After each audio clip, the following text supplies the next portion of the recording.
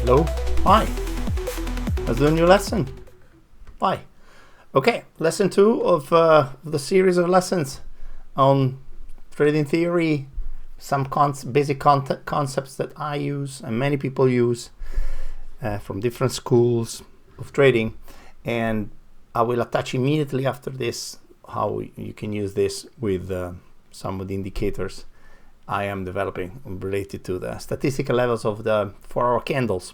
First, I want to do a very quick lesson explaining what the so-called Power 3 or AMD Accumulation Manipulation Distribution, what does it mean, and why do we use candles to track prices within time ranges. So I hope you're familiar with how candles in charts are, because this is going to be about that. So I'm not going to cover the basics of what a candlestick chart is. If you need that, please go look and Google something. I expect that you know how to look at the, oh, very nice.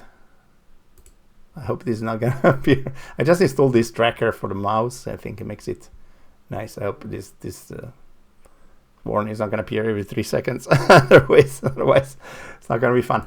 Okay, so back to the topic. Today I want to show you a little bit, like say 10 minutes. We'll try to keep it to 10 minutes, maybe 15 minutes. Explain you what AMD, Accumulation Manipulation Distribution, is in the context of candles, and why this is useful for predicting where price will go to.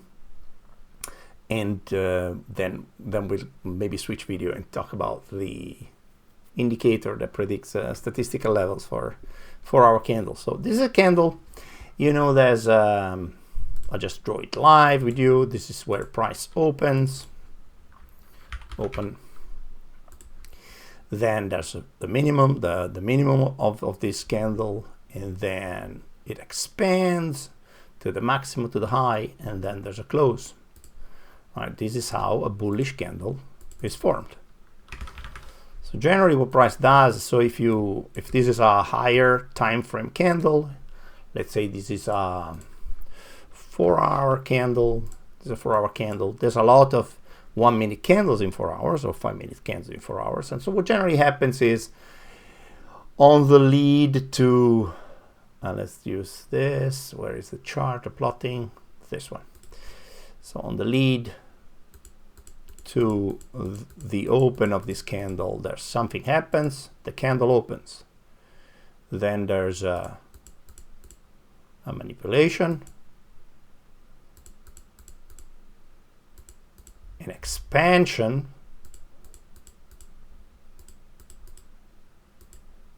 and distribution, and close. So see a beautiful drawing. So generally every candle, this happens. This is gonna be annoying, right? Okay, let me switch it off. This is getting annoying. I'm sorry. I'll do something else. How do I close this? Beautiful lesson I'm doing. Right. Okay, let me do close, exit. All right. So any candle, which is whether it's bullish or bearish, will always do a certain degree of accumulation, manipulation, and then expansion. So these candles can be smaller, can be larger, can have no wick. Okay, those are specific exceptional examples. But there's all sorts of situations where this will always happen, right? There's a little bit of accumulation, a manipulation, and an expansion to the other side. And actually, if this is the wick, I draw it wrong. Can't have this, otherwise this is not correct. And then the candle closes here. Oh my God, my drawings are amazing. Okay, so this happens with any candle. It can be if it's a bullish candle. This is what I wanted to explain to you. When we talk about the manipulation of a certain candle, we're just talking about the wick. So, and this is going to come in handy. So when the candle opens and then reaches a certain minimum before reverting, we call this manipulation. At least this is what I've been calling it as I analyzed how statistically statistical behavior of these wicks in 4-hour candles. Excuse me. So, oh my God, this is the actual maximum. I should learn to draw. And so this is manipulation. And then I consider the expansion of the candle from the open to the high. This is what I consider the expansion. And then there's a close, you know. This happens for every possible candle. How can we use this knowledge? Well, if you are at the threshold of an important 4 hour, like, you know, a section of 4 hours, for example, let's go to a real example from last Friday. Let me disable some indicators that we'll explain later. Okay, let's say it's 6. This previous candle has done an open, high, low, close. You know, these are the levels. The previous candle reached a certain high and a certain low. I'm just going by high. This should be it. And then 6 a.m. comes and a new candle starts. And if you see this candle where it is open, let me write it for you. The candle opens here. Okay. This is the 6 a.m. open. 6 a.m. open. 6 a.m. open. You see there was an open. Okay, let's actually draw it over it. This, I'm doing it thinner for you here. This is the previous candle. Change the color. Just leave it like this. So the previous candle, before the candle open, what do you see? It's the end of the London. It's the London lunch. So you get a certain degree of, you know, accumulation or you know, consolidation, you can call it. And in fact, you see something like this. With no clear direction, market doesn't have a clear direction. We're oscillating aimlessly until the candle opens, right? All right. We can consider all this a little bit of manipulation. We can even draw a box. That's how you know if you are in a manipulation. Yeah. Okay, sort of a manipulation, accumulation. Then what we have a manipulation. Manipulation, and we create the wick of the upcoming next 4-hour candle.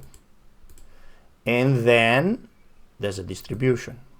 I don't want to scare you, but this is a lot of points. So from this open, if you would know that that was the wick, and now we would move down, and you enter this trade, that's 160 points. Just for context, doing consistently 10 points a day of profit can pay for your bills. Doing 15 can make you a millionaire. So just saying, is 150 points. Okay, so if you know, okay, we are in the 6 to 10 a.m. 4-hour candle. We just witnessed an accumulation, and then we saw an impulse to the upside. So we can maybe tell that this is the manipulation, and then now we might expand. There's many ways to tell when this happens. There's many models, and we'll cover some maybe. But this is just an example, just to explain you very briefly what accumulation, manipulation, and distribution. When you hear the terms Power 3 or AMD, this is what we mean. I would say I'm going to keep this video short, call it lesson 2, my series on basics of trading. And then immediately after this, I'm going to do, we'll start exactly from here, but do a video on the indicator that I've been building, which tries to compute the statistical levels, and, you know, meaningful levels where price will manipulate to or will expand to. And we talk about that. All right. I hope you enjoyed this. Hey, it's a little bit dark. I should make my camera a little bit brighter. It's because it's a sunny day for a change. Okay. Thank you for watching. And I see you in the next lesson. And if you're interested in the indicator, check out the next video. Okay, ciao, thank you.